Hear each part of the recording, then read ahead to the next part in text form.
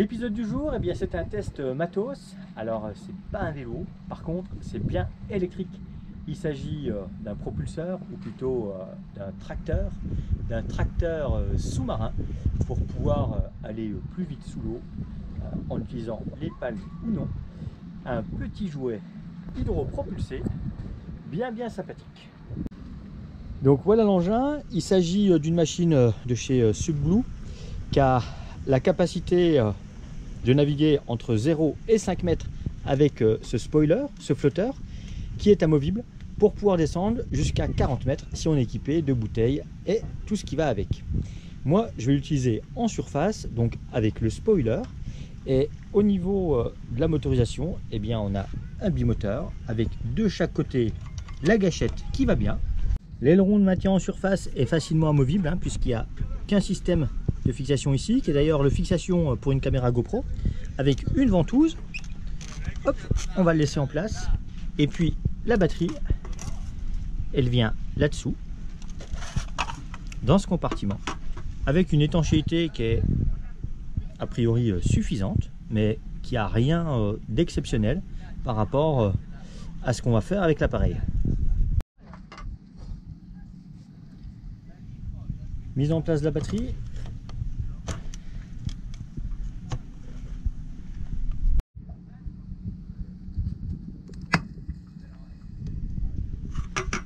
Alors celle-ci doit bien rentrer dans les ergots. Et puis ensuite le petit capot.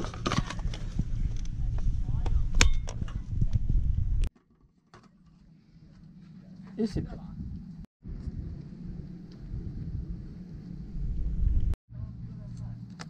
Petit bouton de déverrouillage. Bien voilà, la machine est prête, plus qu'à m'équiper et à passer à l'eau.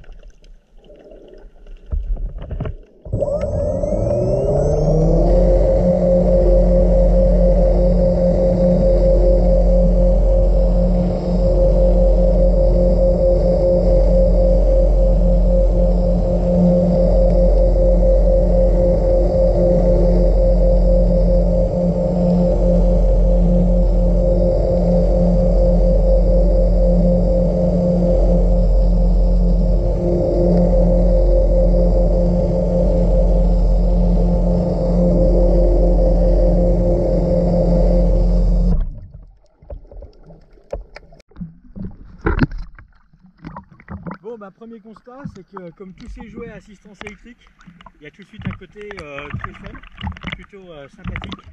Et puis là, ce côté sous-marin, vitesse, sensation, émotion.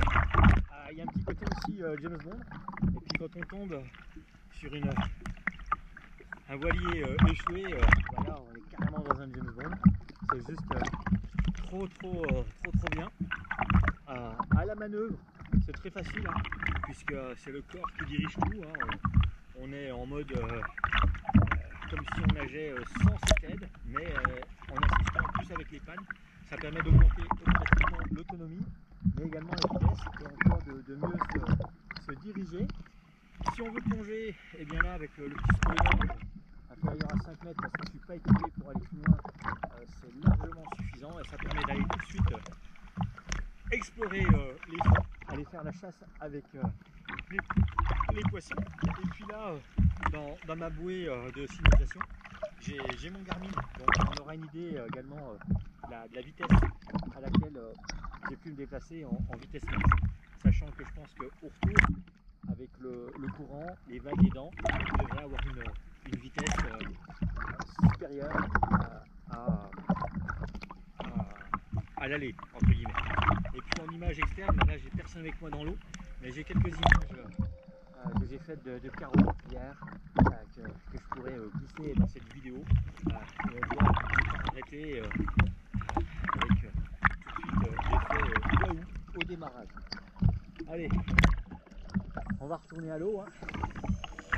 Bon, j'y suis encore, mais retourner sous l'eau.